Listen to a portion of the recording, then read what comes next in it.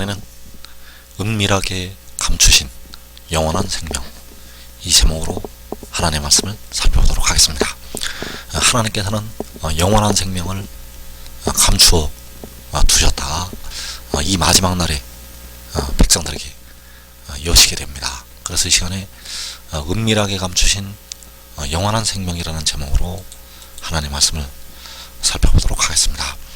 그래서 성경 말씀에서 성경의 신비한 구조를 우리가 알아야 된다는 사실입니다. 성경 말씀에는 많은 말씀들이 섞여 있는데 이 말씀들을 하나님께서 여기서도 조금 저기서도 조금 해 놓으셨기 때문에 이 말씀을 우리가 알아야 된다는 것. 그래서 여호와께서도 인자가 되셨고, 그리고 독생자, 바로 태초에 태어난 자가 인자가 되었다는 사실입니다. 그런데 그 말씀이 여기서도 조금 저기서도 좀 이렇게 기록이 되어 있는데, 여기서도 조금 기록된 이 부분이 바로 여호와 아버지에 대한 말씀이 되겠고, 또 저기서도 조금 기록되어 있는 말씀이 이 말씀이 바로 독생자에 관한 말씀이 되겠습니다.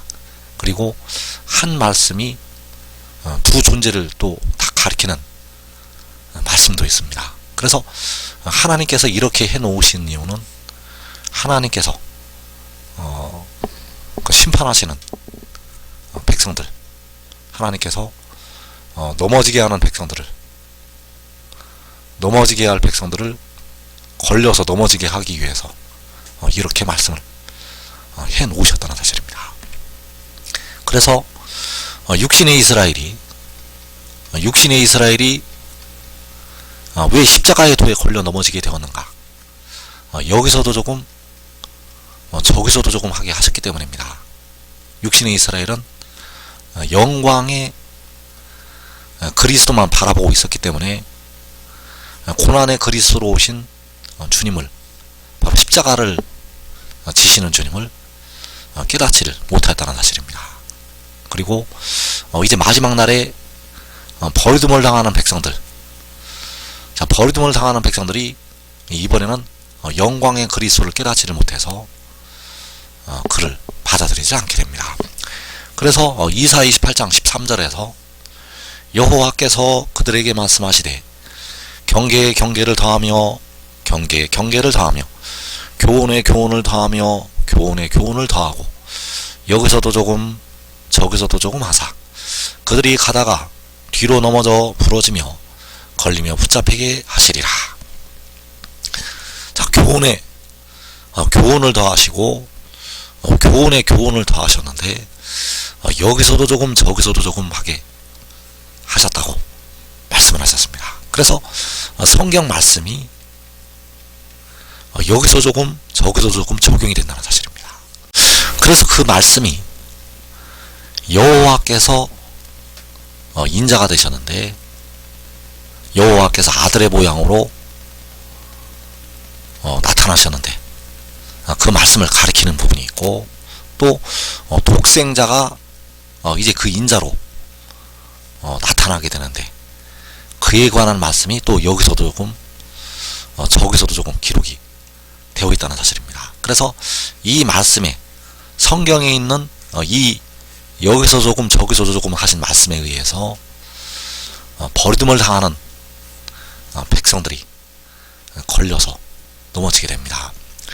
그래서 로마서 5장 9절과 10절의 말씀을 보게 되면, 그러면 이제 우리가 그의 피로 말미암아 의롭다 하심을 받았으니 더욱 그로 말미암아 진노하심에서 구원을 받을 것이니 곧 우리가 원수되었을 때 그의 아들의 죽으심으로 말미암아 하나님과 화목하게 되었은즉 화목하게 된 자로서는 더욱 그의 생명으로 말미암아 구원을 받을 것이니라. 그래서 그의 피로 말미암는다고 할 때 그의 피는 그의 아들의 죽으심, 바로 십자가의 죽으심으로 흘리신 피가 되겠고, 그 피로 말미암아 의롭다 하심을 받았다고 말씀을 하고 있습니다. 그래서 이 말씀들이 바로 마태복음과 마가복음과 누가복음에 들어있는 하나님의 말씀이 되겠습니다. 그런데 여기에서 십자가에서 죽으신 그의 아들은 본래는 여호와 아버지가 되시겠습니다. 본래는 아버지이신데 자신을 낮추어서 아들의 모양으로 나타나서 죽으시게 되었다는 사실입니다. 그래서 이 피로 말미암아서 백성들의 영이 의를 얻게 되었습니다. 그리고 현재는 육신이 죄로 말미암아 아직도 죽음에 육신은 이르고 있다는 사실. 그래서 더욱 그로 말미암아 이제 진노하시면서 구원을 받게 됩니다. 그래서 여기서 그는 독생자가 되겠습니다. 그의 아들의 죽으심으로 말미암으라고 할 때 로마 5장 10절에서 그의 아들은 본래는 여호와 스스로 있는 자이시고 5장 9절에서 더욱 그로 말미암다고 할 때 그는 독생자. 그래서 독생자로 말미암아 진노하심에서 백성들의 육신까지 이제 구원을 받게 됩니다. 그래서 화목하게 된 자로서는 바로 영이 구원을 받아서 하나님과 화목하게 된 자로서는 더욱 그의 생명으로 말미암아 육신까지 구원을 받게 됩니다. 그래서 여기서 말씀하는 그의 생명은 독생자의 생명. 그래서 이 생명은 조에라는 헬라어를 쓰고 있고 그 생명으로 말미암아 백성들의 육신까지 구원하심을 받게 됩니다. 그래서 이 말씀은 요한복음에 나타난 하나님의 말씀이 되겠습니다. 그래서 요한복음에서 말씀하는 그 생명은 독생자의 생명이 되겠고 그 생명으로 말미암아 백성들의 영과 육이 이제 다 구원하심을 받게 됩니다. 그래서 마지막 날에는 피와 물이 이제 독생자로부터 하나님의 백성들에게 임하게 되는데 그 독생자는 백성들의 썩어짐의 종로로서 하고 있는 몸을 속량을 하게 되고 십자가를 지셨던 주님께서는 바로 여호와 아버지가 되시겠는데 백성들의 영혼을 속량을 하셨다는 사실입니다. 그래서 그러면 이제 우리가 그의 피로 말미암아 의롭다 하심을 받았으니 더욱 그의 생명으로 말미암아 구원을 받을 것이니라. 자, 그의 피로 말미암아 영이 의롭다 하심을 받은 백성들이 더욱 독생자의 생명으로 말미암아 몸까지 구원을 받게 됩니다. 왜냐하면 그 생명을 통해서 하나님의 백성들의 육신이 의롭다 하심을 받을 수가 있기 때문입니다. 그래서 그 피로 말미암아서 백성들의 영이 구원을 받게 되고 이제 더욱 그의 생명으로 말미암아 몸까지 구원을 받게 된다는 사실입니다. 그래서 요한일서의 말씀에서도 역시 그 말씀이 여기서 조금 저기서 조금 그 말씀이 나타나고 있습니다. 그래서 요한일서 1장 7절에서 그가 빛 가운데 계신 것 같이 우리도 빛 가운데 행하면 우리가 서로 사귐이 있고 그 아들 예수의 피가 우리를 모든 죄에서 깨끗하게 하실 것이요. 자, 그 아들 예수의 피가 우리를 영혼의 모든 죄에서 깨끗하게 하시게 됩니다. 영의 모든 죄에서 깨끗하게 하신다는 것. 그래서 여기서 그 아들 예수는 본래가 만군의 여호와 아버지가 되신다는 사실입니다. 아버지께서 친히 십자가를 지셨고 피를 흘리셨다는 것. 그래서 그 피가 백성들의 영의 모든 죄에서 깨끗하게 하게 됩니다. 그리고 육신의 죄. 자, 육신의 죄는 마지막 날 주시는 생명수를 통해서 그 죄가 씻음을 받게 됩니다.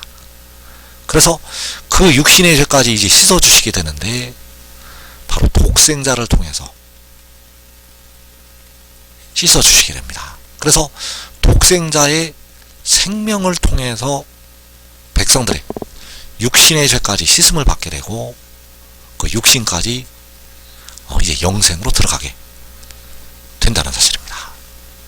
그래서 요한일서 1장 1절, 요한일서 1장 7절에서 그 아들 예수는 여호와 아버지를 가리키고 있고, 요한일서 1장 1절에서 그 생명의 말씀은 스스로 있는 자가 아니라 독생자를 가리켜서 말씀을 하고 있다는 사실입니다.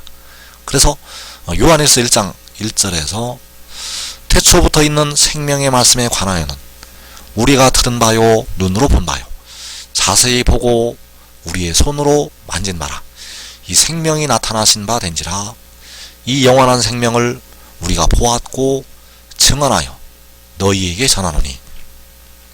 자, 우리가 들은 바요 눈으로 본 바라고 말씀을 하고 있습니다.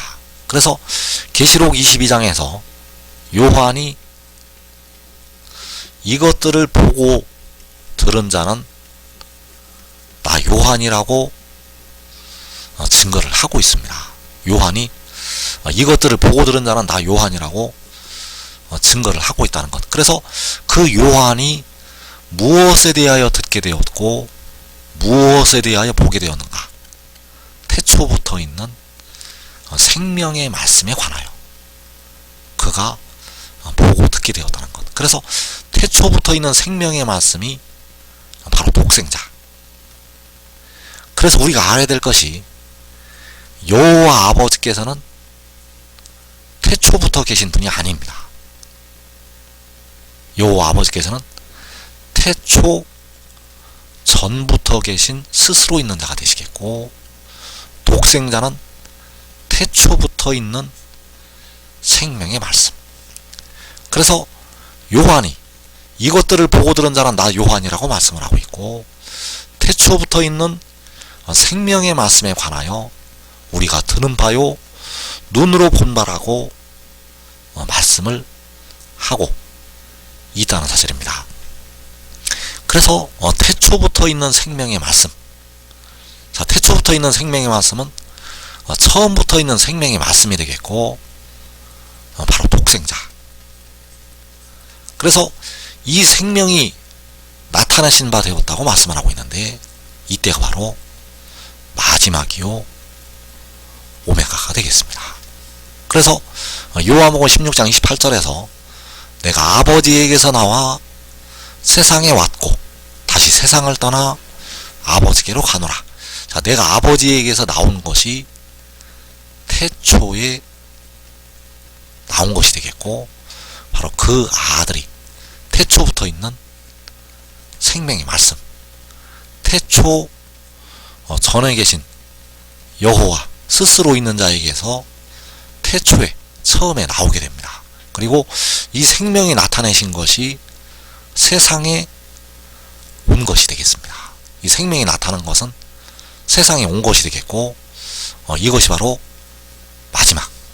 그래서 잠언 8장 22절에서 여호와께서 그 조화의 시작 곧 태초에 일하시기 전에 나를 가지셨으며 만세 전부터 태초부터 땅이 생기기 전부터 내가 세움을 바랐나니. 자, 태초부터 세움을 바랐다고 말씀을 하고 있고, 태초에 나를 가지셨다고 말씀을 하고 있습니다. 그래서 여호와께서 태초에 나를 가지셨기 때문에 여호와께서는 태초 전에 스스로 있는 자. 그래서 십자가를 지신 주님께서 스스로 있는 자 여호와 아버지가 되신다는 사실입니다. 그래서 태초부터 있는 생명의 말씀이 이제 세상에 나타나게 되는데, 그 세상에 나타나는 것이 이제 하늘에서 내려오는 것이 되겠습니다.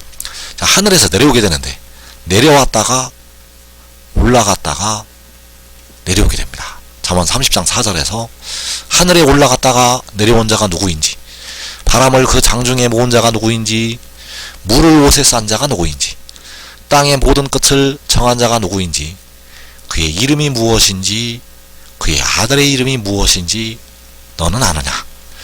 하늘에 올라갔다가 내려온 자가 누구인지 너는 아느냐고 말씀을 하고 있습니다. 그래서 하늘에 올라갔다가 내려온 자는 독생자요 지혜가 되겠고, 그 독생자가 태초부터 있는 생명의 말씀이요, 그 독생자는 백성들의 썩어짐의 종노릇을 하고 있는 몸을 속량을 하게 됩니다. 그래서 여호와께서는 친히 아들의 모양으로 나타나셔서 십자가를 지시고 백성들의 영혼을 속량을 하셨고, 그리고 독생자는 이 마지막 날에 그 생명이 나타나서 백성들의 몸을 속량을 하게 되고, 그로 말미암아 백성들에게 이제 피와 물이 마지막 날에 임하게 되고, 백성들은 영생으로 들어가게 된다는 사실입니다. 그래서 그 독생자는 태초부터 있는 생명의 말씀이요, 이 생명이 나타내신 바 된다고 말씀을 하고 있습니다. 그래서 로마서 5장 10절에서 더욱 그의 생명으로 말미암아 구원을 받을 것이라고 말씀을 하고 있는데, 이 생명이 나타나게 된다는 사실입니다. 그래서 그 생명이 나타나는 것이 요한복음 16장 28절에서 세상에 온 것이 되겠습니다.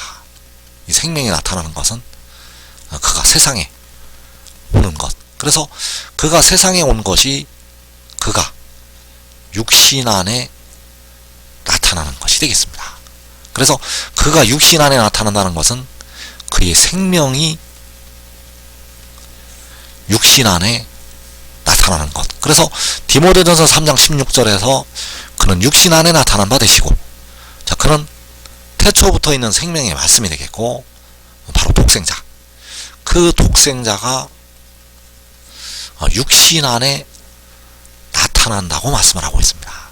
그래서 독생자가 육신 안에 나타나는 것이 그 생명의 말씀이, 태초부터 있는 생명의 말씀이 육신 안에 임하는 것이 되겠습니다. 그래서 로마서 8장 3절에서 자기 아들을 죄 있는 육신의 모양 안에 보내어, 자, 자기 아들은 독생자요, 태초부터 있는 생명의 말씀, 그 생명의 말씀을 죄 있는 육신의 모양 안에 보내신다고 말씀을 하셨습니다.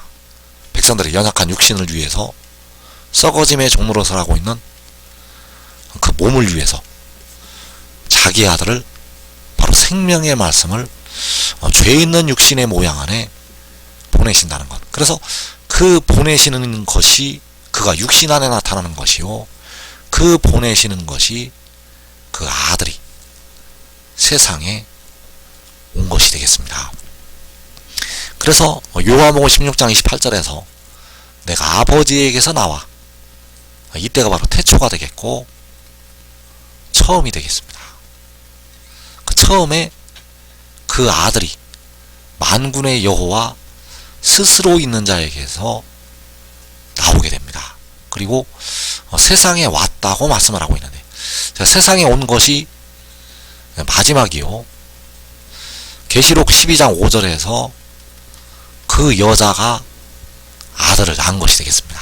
그 아들은 바로 태초부터 있는 생명의 말씀, 그리고 다시 세상을 떠나 아버지께로 가노라.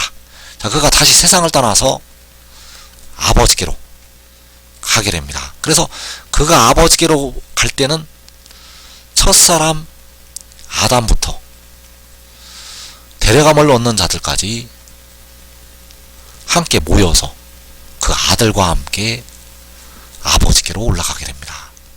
그래서 태초부터 있는 생명의 말씀, 자, 태초부터 있는 생명의 말씀이 독생자요 지혜, 그 독생자 지혜가 나타나는 바 된다고 말씀을 하고 있습니다. 그래서 이 생명이 나타나는 것이 세상에 온 것이요, 육신 안에 임한 것이 되겠습니다. 그리고 다시 세상을 떠나서 아버지께로 가게 되는데, 그때가 바로 호세아 1장 11절에서 그 땅에서부터 올라오는 것이 되겠습니다. 유다 자손과 이스라엘 자손이 함께 모여 한 우두머리를 세우고 그 땅에서부터 올라오리니. 자, 유다 자손과 이스라엘 자손이 함께 모여서 한 우두머리를 세우고 그 땅에서부터 올라오게 됩니다. 그래 그 땅은 바로 해돋는 데가 되겠고, 이 한 우두머리가 태초부터 있는 생명의 말씀이 되겠습니다. 이 한 우두머리는 태초부터 있는 생명의 말씀. 그래서 그 생명의 말씀이 요한계시록 10장에서 그 작은 두루마리를 들고 서 있는 힘센 천사, 그가 바로 태초부터 있는 생명의 말씀이요 독생자요 지혜가 된다는 사실입니다. 그래서 지금 이 하늘의 일을 믿고 순종하는 자들은 그 아들과 함께 이 땅에 임하는 시험의 때를 면하게 됩니다. 한 사람이 믿고 순종하면 자기 온 집이 그 아들과 더불어서 먼저 영생으로 들어가게 됩니다. 이 복된 자리에 꼭 들어가기를 축원합니다.